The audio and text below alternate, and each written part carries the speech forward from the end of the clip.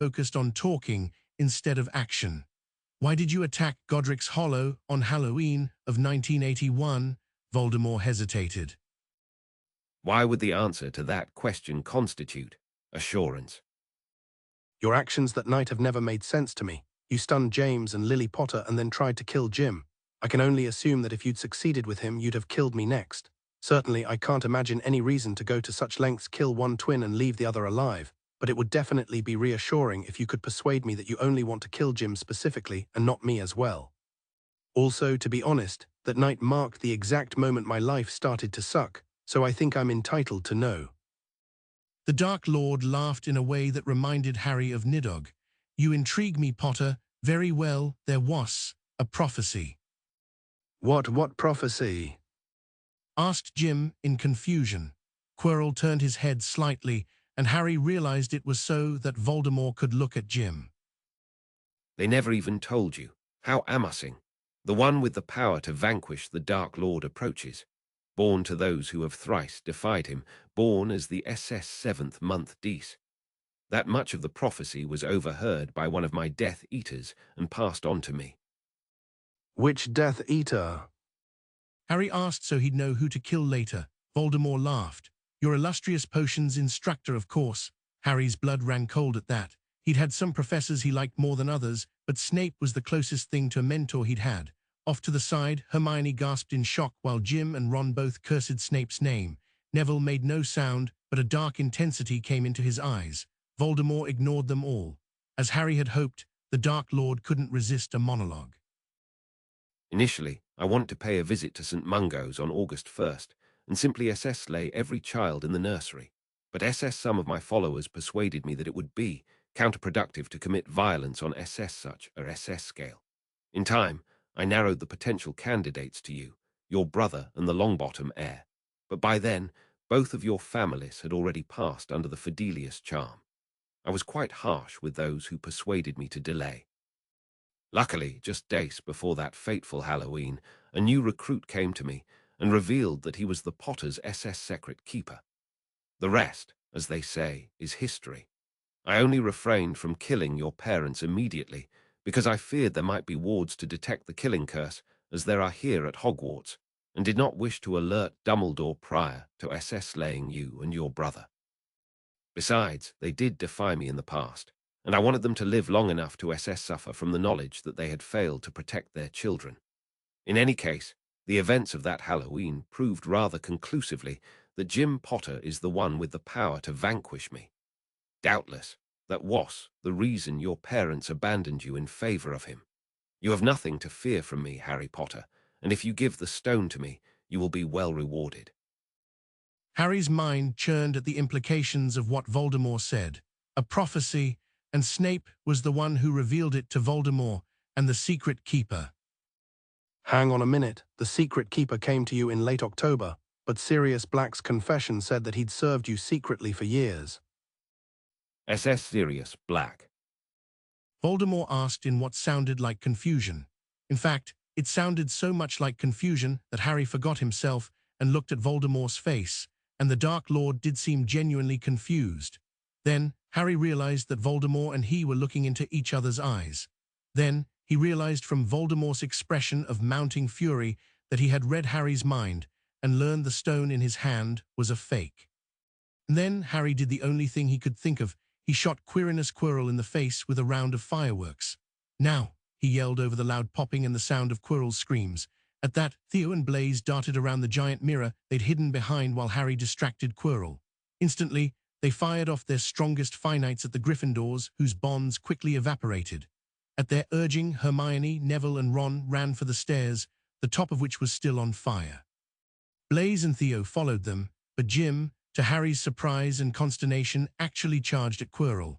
At the last second, and with a loud "Kari," he dropped and slid into Quirrell, kicking the man forcefully right on the side of the kneecap, which then gave way with an audible snap, causing the man to fall to the floor with a scream of pain.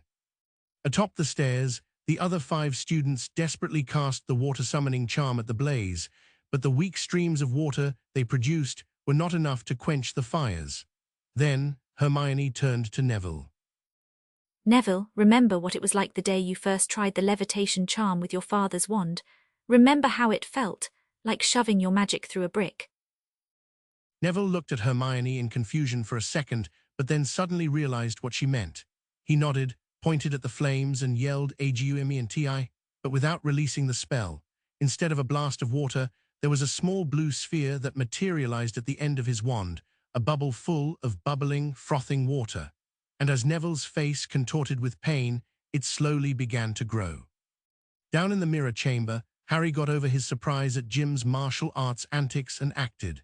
PTOFICUSTOTLUS. Instantly, Quirrell's arms and legs locked together. Quirrell himself could no longer speak, except to whimper in pain from the burns on his face and what was probably a dislocated knee, but Voldemort was still shouting invectives. With a sick feeling, Harry realized that they had no way to fight Voldemort if he abandoned his host and sought to possess someone else. "Jim, we have got to get out of here," he yelled. Atop the stairs, Neville's legs were shaking and his vision was starting to blur, but at the tip of his wand was a bubble of water more than 2 feet across. Unable to contain it any longer, Neville released the overpowered spell, and a massive flood of water poured out across the flames, extinguishing them. The force of the water would have knocked Neville all the way back down the stairs had Ron, Theo, and Blaise not caught him and supported him as he unleashed the spell. They were also able to catch him when his eyes fluttered, and he passed out from the strain. Hermione darted down the stairs and screamed for Harry and Jim. Down below, Harry had just grabbed hold of Jim, who had been reduced to the surprisingly effective habit of repeatedly kicking the prone Quirrell in the head, with the intention of physically dragging him from the room when a burst of concussive force erupted from the fallen man's body, knocking them both flat onto their backs. Quirrell's body then rose up into the air, and there was a painful crack as his arms forced themselves to splay out despite the paralyzing spell. Quirrell screamed. "Master, no, I have served you faithfully." Worthless INSSSECT. An entire year wasted on this fool's errand when the SS stone was never even here at all. Now, SS suffer the price for your failure, Quirrell. Quirrell's head jerked to the right, and he screamed in agony.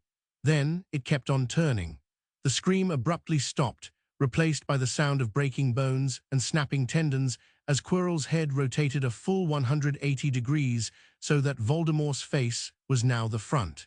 He gestured towards the stairwell and snarled, "BOMBARDA." Blaise narrowly managed to grab Hermione and drag her back up the stairs as the explosive curse struck the ceiling and caused it to collapse down and block the stairs.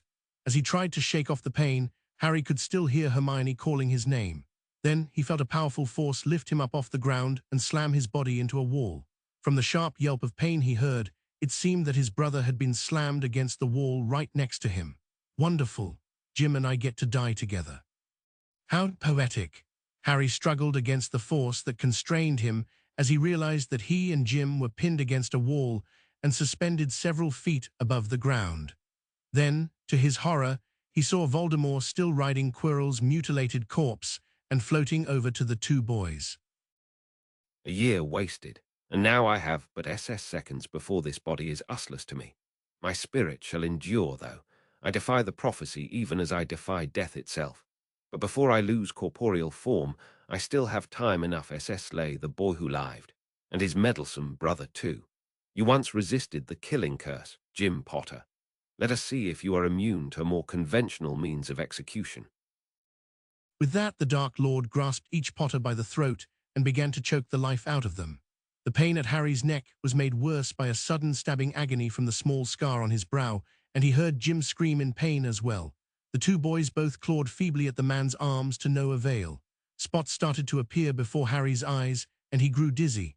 Then, out of instinct, Harry reached out with his hand and tried to claw at Voldemort's eyes. Jim did the same. As Harry's vision faded, he suddenly became aware of a faint sizzling sound, almost like bacon frying, followed instantly by an agonized scream. Then unconsciousness claimed Harry Potter.